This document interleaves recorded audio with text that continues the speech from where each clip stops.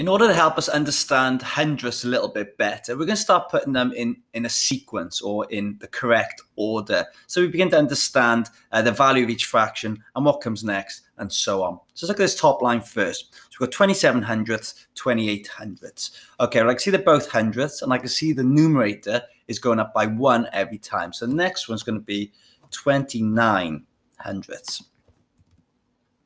When I look at this next one, I can see, right, okay, the next one in line is going to be 30 hundredths.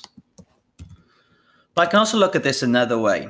I know that this is squares so far. So we've got 30 squares out of 100 squares. But I could show this as rows. So I know that 30 hundredths is the same thing as 3 tenths, or 3 rows out of 10. Then I got 31 hundredths. So next one logically will be 32 hundredths. So I can see that is where the numerator is going up by 1 every time. Let's have a look at here. It seems to be going backwards this time. So it goes from 52 hundredths, 51 hundredths, and then we've got the 5 tenths. But if you remember what I said just previously, 5 tenths is the same thing as 50 over 100.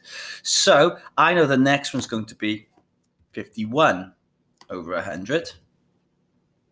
Then we're going to have 52 hundredths, or 0.52. And then finally 53 hundredths, or 0.53. Okay, so I've got those sequences correct. Let's have a look at this next one. This time it's on a number line. Now I can see that things are being shown with pictures and with numbers. So I can see that 2 tenths is on this side and 3 tenths is on this side. So here's 0.2 and here's 0.3. Now there are things in the middle. So in between these are where you can imagine we said earlier where it has rows and squares. So it can't be marked as a tenth. So let's see here. There are 2 tenths. And then there are 1, 2, 3, 4, 5 hundredths. So it'd be the same thing as 25 hundredths.